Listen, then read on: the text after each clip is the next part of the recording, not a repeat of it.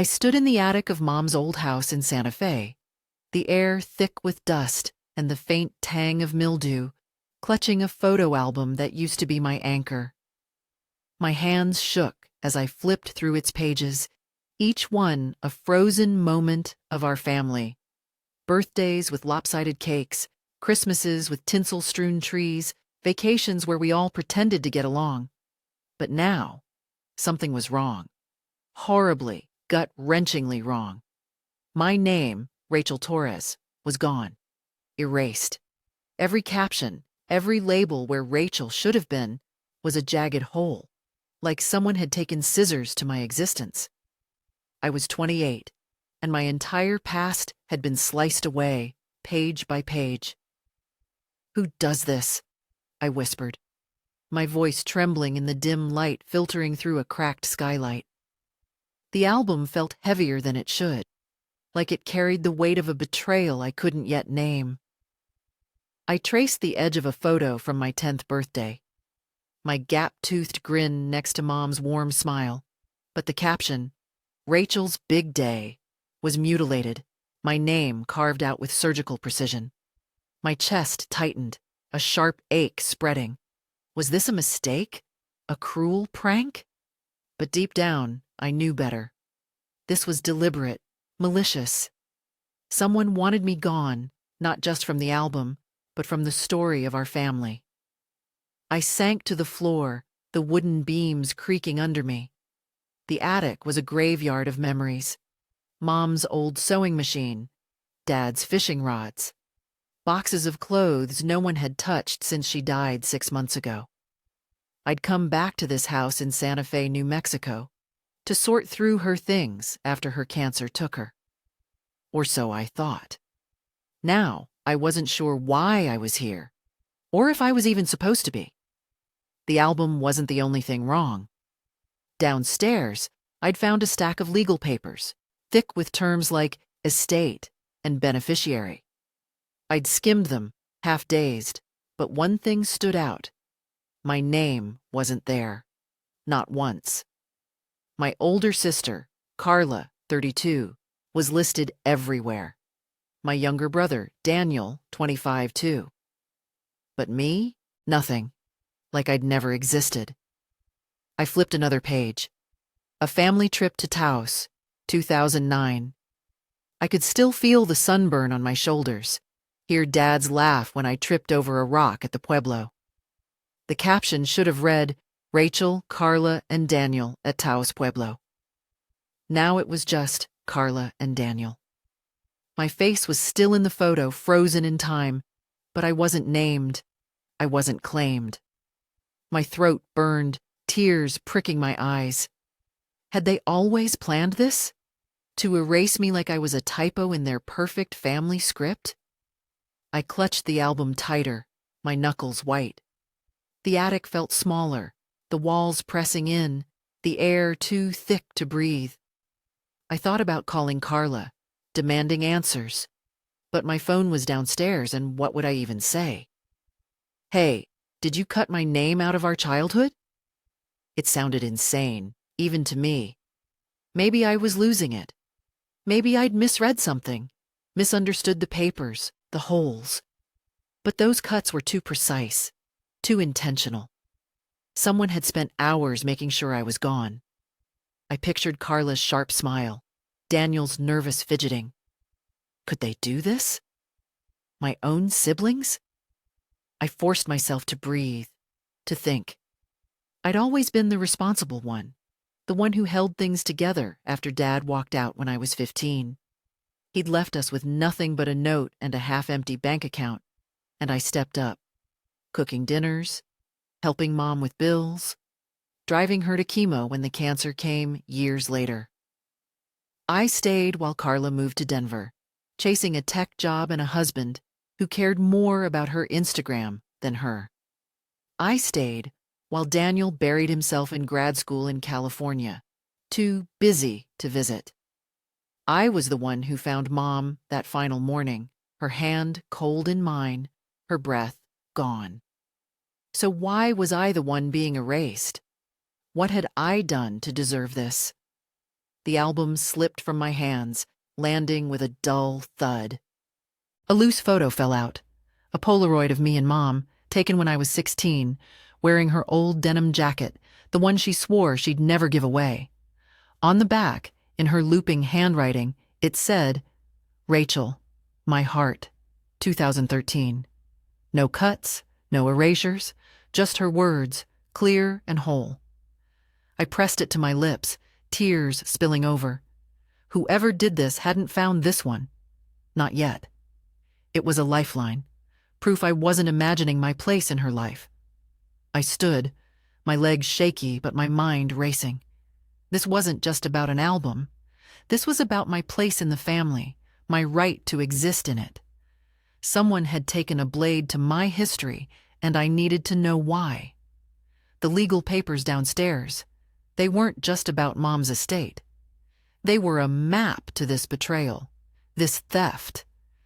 I wasn't ready to face it, not really, but I couldn't stay in the dark either. I tucked the Polaroid in my pocket, grabbed the album, and headed downstairs. Whoever did this thought they could erase me. They were wrong. I was 28, living in a one-bedroom apartment in Albuquerque, scraping by as a paralegal for a small law firm that paid just enough to cover rent and ramen. I'd always been the steady one, the one who didn't make waves. Growing up in Santa Fe, I was the middle child, caught between Carla, 32, the golden girl who could charm anyone, and Daniel, 25, the baby who got away with everything. Mom raised us alone after Dad bailed when I was 15, leaving behind a half-empty closet and a note that said, "I'm sorry." I stepped up, cooking dinners, helping with bills, driving Mom to chemo when the cancer hit 6 years ago. I thought that's what family did. You show up. You stay. But now, clutching that mutilated photo album in Mom's attic, I wondered if I'd been playing a role no one else cared about.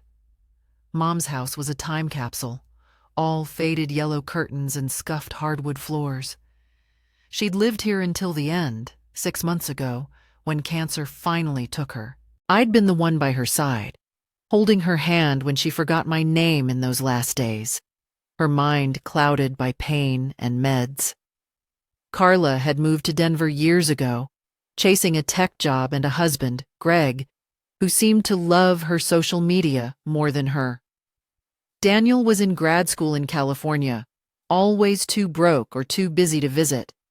I was the one who stayed close, who paid Mom's bills when Carla was too swamped and Daniel was off chasing his dreams. So why was my name carved out of our history? The red flags were there, if I'm honest. Carla's calls always had a bite, like she resented me for being Mom's favorite. She'd say things like, "You're always so perfect, Rachel," her voice sharp enough to draw blood.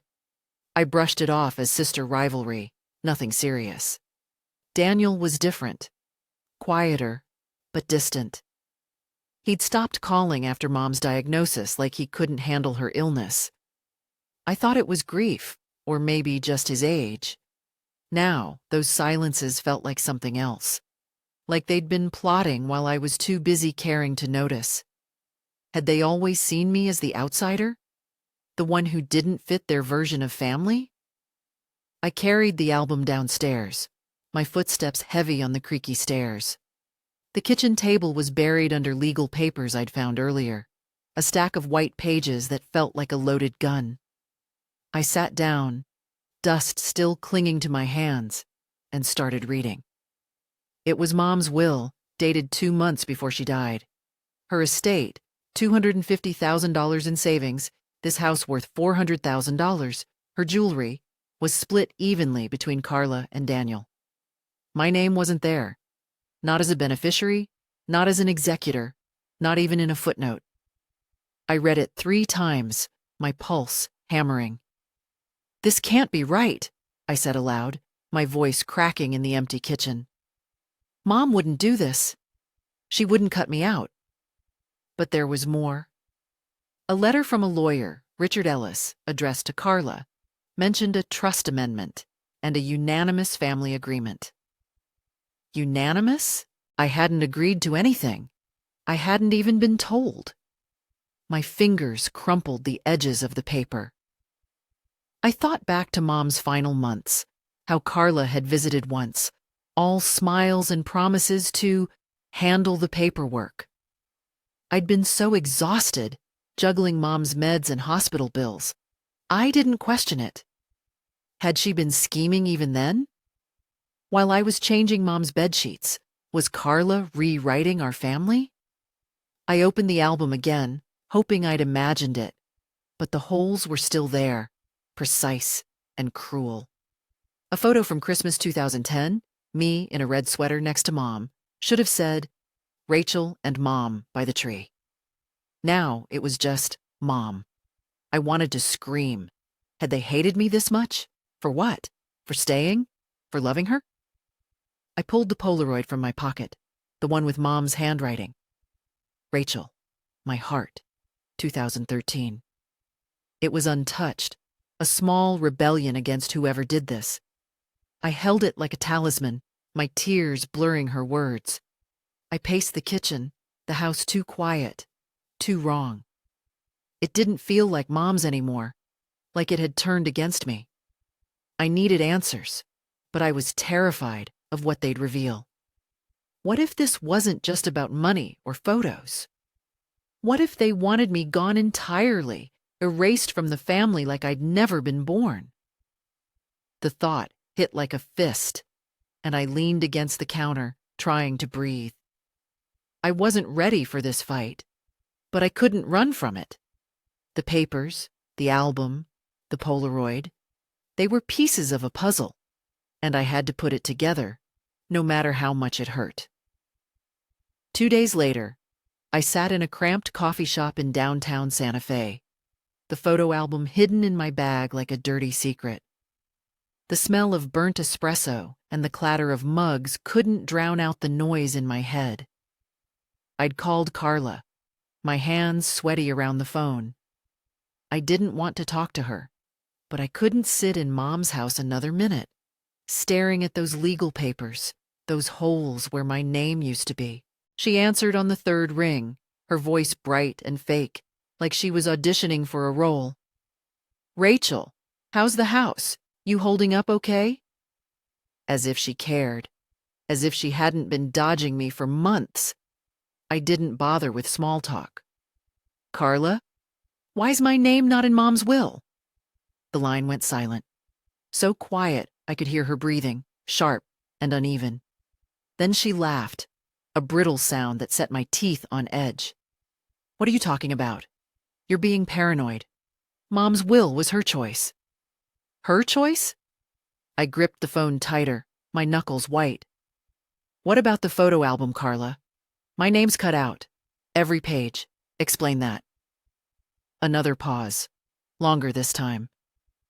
You're blowing this out of proportion, she said, her voice smoother now, practiced. It's probably just old damage. You know how Mom was with her stuff. But I heard the lie, the slight wobble in her tone. She was hiding something, and she wasn't as good at it as she thought. I hung up, my hands shaking so badly I nearly spilled my coffee. The cafe was packed, baristas shouting orders, couples laughing over muffins. But I felt like I was drowning, the world muffled and distant. Carla was lying. I knew it, deep in my gut, the way you know when someone's betrayed you before they admit it. But why? What had I done to make her hate me enough to erase me? I thought back to our childhood, how she'd always competed with me, over grades, over Mom's attention, over who got the last pancake. I'd let it slide, thinking it was just sister stuff, petty and harmless. But this was a knife in my back, twisted with precision. I pulled out my laptop, my fingers still trembling, and started digging. Mom's lawyer, Richard Ellis, had an office in Albuquerque, just a 45-minute drive from Santa Fe. His website was bland, all stock photos and promises of trusted estate planning. I called his office, my voice steadier than I felt. His assistant put me through, and when I said I was Rachel Torres, daughter of Elena Torres, Ellis got quiet, just like Carla. "Ms. Torres," he said, his tone clipped, "your mother's estate was finalized per her wishes. I can't discuss details unless you're a named beneficiary." I swallowed hard, my heart pounding. I'm her daughter. Why am I not named? He hesitated, then said, "There was an amendment. Your siblings provided documentation of your estrangement." Estrangement? The word hit like a punch to the chest. I wasn't estranged. I was the one who'd been there every day while Carla sent emails from Denver and Daniel posted vague thinking of you messages from California. I'd changed Mom's sheets, refilled her prescriptions, held her hand when she couldn't speak. I demanded to see the amendment. Ellis said he'd need to verify my identity and get back to me, his voice all business, like he was dismissing a stranger. I hung up, my stomach churning. Documentation? What had they told him? That I'd abandoned Mom? That I didn't deserve her love? Her legacy? That night, I went back to Mom's house and tore through her desk, looking for anything, letters, emails, receipts, that could explain this. I found a bank statement, dated 3 months before she died. Her savings account, the one with $250,000, showed a withdrawal of $50,000, listed as a gift to Carla.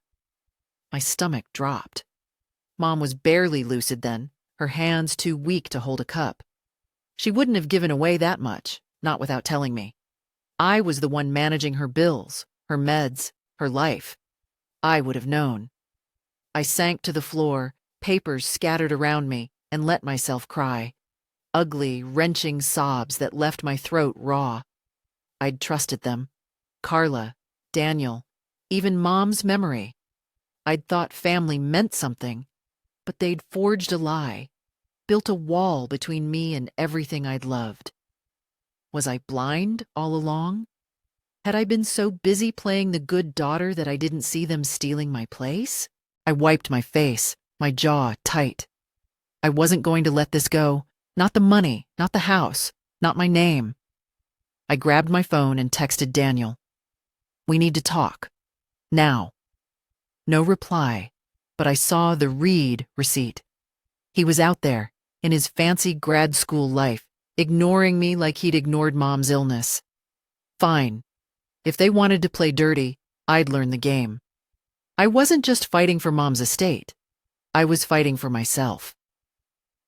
A week after that call with Carla, I was back in Albuquerque, my apartment a mess of bank records and legal pads. I'd called in a favor from Maria, a lawyer friend from work, who helped me subpoena Mom's financials. The records hit like a brick.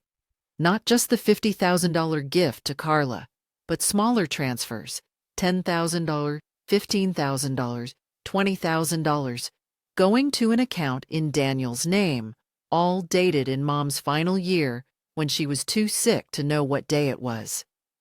I'd been paying her utility bills, refilling her prescriptions, while they were siphoning her savings. "How did I miss this?" I whispered, staring at the numbers until they blurred. I felt like a fool, like I'd been dancing to a tune they'd written. I called Maria, my voice tight, the papers spread across my coffee table. "Can they do this? Just take her money like that?" She sighed, her tone careful but firm. "If your mom was deemed competent, yeah, they could. But if you can prove coercion or fraud, we've got a shot." "Prove it? How do you prove your siblings twisted your dying mother's arm?"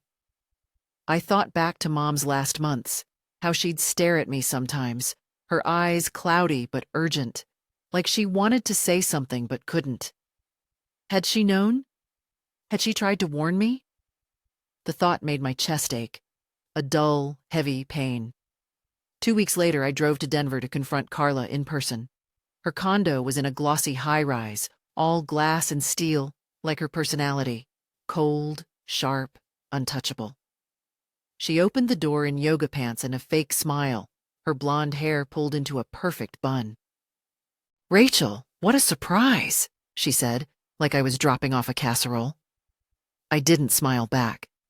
I held up the bank records, my voice steady despite the rage bubbling inside. "Explain this, Carla." 50 grand from Mom's account. While she was dying. Her smile didn't waver, but her eyes flicked to the papers, a crack in her armor. "You're digging into things you don't understand," she said, stepping back to let me in. "Mom wanted to help us. She signed off on it." "Signed off?" I snapped, following her into a living room that looked staged for a magazine. "She could barely sign her name at the end. You expect me to believe she did this willingly?" Carla crossed her arms, her jaw tight. "You're not the only one who loved her, Rachel. You don't get to play martyr." "Martyr?" The word stung, sharp and personal. I stepped closer, my voice low. "Then why's my name cut out of the photo album? Why am I not in the will?" She laughed, cold and cutting. "You're obsessed. It's just a will. People change their minds." But her voice cracked, just enough to betray her. She was lying, and we both knew it. I left Denver with no answers, just a tighter knot in my chest. A month later, I flew to San Francisco to find Daniel. He'd been dodging my texts, but Maria got me his address. A shared house near his campus, all sagging couches and empty pizza boxes. When he opened the door, he froze, his lanky frame hunched like he wanted to disappear. "Rachel, what the hell?" he said, his voice low, glancing over his shoulder like he was scared of being overheard. I didn't wait for an invitation. "You took her money, Daniel," I said, stepping inside. "You and Carla. Why?" He looked away, his hands shoved in his pockets, his dark hair falling over his eyes. "It wasn't like that," he mumbled. "Carla said, she said Mom wanted us to have it. For school, for my future." "Carla said?" I repeated, my voice rising, echoing in the cluttered living room. "You didn't question her? You didn't think to tell me?" He flinched, his face pale under the fluorescent light. "You were always so in control," he said, almost a whisper. "We didn't think you needed it." Needed it? This wasn't about money. It was about trust, about family, about my place in it. I wanted to scream, to shake him, until he saw how wrong this was. "You let her erase me," I said, my voice breaking. "You both did." He didn't answer, just stared at the floor. I left, my hands shaking, the San Francisco fog swallowing me as I walked to my rental car. Back in Albuquerque, I found an email from Ellis, Mom's lawyer. He'd sent a copy of the documentation Carla and Daniel had provided. A letter, supposedly from Mom, claiming I'd chosen to distance myself from the family. The signature looked like hers, but it was shaky, uneven, like someone had guided her hand. I stared at it on my laptop screen, my heart pounding so hard I thought it might break my ribs. They'd forged it. They'd used her, when she was at her weakest, to cut me out. How do you forgive that? How do you look at your own blood and see anything but betrayal? I printed the letter, my hands steady now, and added it to my stack of evidence. This wasn't over, not by a long shot. 3 months after seeing that forged letter, I hit rock bottom. My Albuquerque apartment felt like a cage, the walls closing in with every sleepless night. The photo album sat on my coffee table, unopened for weeks, because just looking at it made my stomach churn. My savings were nearly gone. Maria's legal fees were eating through my paycheck, and I'd taken unpaid leave from my paralegal job to chase this nightmare. I hadn't slept properly in days, my dreams plagued by Mom's face, her voice whispering, Why didn't you see it, Rachel? I was alone, utterly. Carla had stopped answering my calls. Daniel sent one text, "I'm sorry, I can't," then blocked me. Even Maria was starting to sound skeptical, saying we needed concrete proof of fraud to win in court. "It's your word against theirs," she'd said, her voice gentle but heavy. My word. Like that meant nothing. I stopped leaving the apartment. My world shrank to those 600 square feet, the hum of the fridge, the flicker of my laptop screen, as I scrolled through old emails from Mom. Recipes for her green chili stew, reminders to call your sister, little notes that ended with, "Love you, my heart." I'd taken her love for granted, assumed it was unbreakable.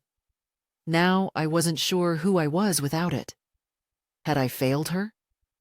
Had I been so focused on being the good daughter that I'd missed her slipping away, manipulated by Carla's lies? The thought was a slow poison, eating at me until I could barely get out of bed. I wasn't just erased from the will or the album, I was erased from myself. Who was Rachel Torres if she wasn't Mom's heart, the one who held our family together? One night, I broke. I poured a glass of wine, then another, and ended up on the floor, clutching the Polaroid from the attic. Rachel, my heart, 2013. I sobbed until my chest hurt, the kind of crying that feels like it's tearing you apart. "Why didn't you fight for me, Mom?" I whispered, my voice raw. But she was gone, and I was left with silence. I thought about giving up, letting Carla and Daniel have it all. The $250,000, the house, Mom's memory. Maybe they were right. Maybe I didn't belong. I fell asleep on the floor, the Polaroid pressed against my cheek, wine staining the carpet.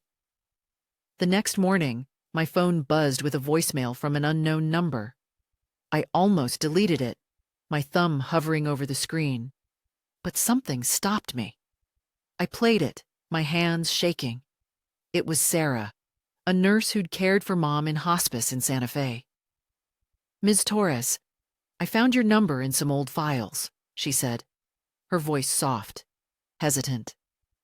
"I don't know if this matters now, but your mom talked about you a lot. She left something for you. It's at the hospice office. I'm sorry I didn't call sooner." My heart stopped. Left something? I played the message again, then a third time, her words pulling me out of the dark like a rope. Mom had left something. For me. I drove to Santa Fe that afternoon, the 60-mile stretch of I-25 a blur. Sarah met me in the hospice lobby, a tired woman in her 50s, with kind eyes and graying hair. She handed me a small envelope, sealed, with Rachel, written in Mom's shaky handwriting. My breath caught. Inside was a letter and a key. The letter was short, dated a week before she died. "Rachel, my heart. I'm sorry. They told me you didn't want the house, the money. I was so tired I signed what they gave me. I love you. Always. The key is for the safe deposit box at First National. It's yours." I read it standing there, tears blurring the ink. She hadn't erased me. Carla and Daniel had lied to her, used her confusion, her pain, to steal my place. The key felt heavy in my hand, like it carried the weight of her truth. I thanked Sarah, my voice barely above a whisper, and drove to First National Bank. The safe deposit box was small, but inside was everything. Mom's original will, naming me as a third beneficiary for the $250,000, and the house, $50,000 in savings bonds, and her sapphire ring, the one she'd promised me when I was a girl, its blue stone catching the light. I sank into a chair in the bank's private room, clutching the ring, my breath hitching. This was her fight for me, hidden away when she was too weak to argue. She'd known. She'd loved me. I wasn't broken anymore.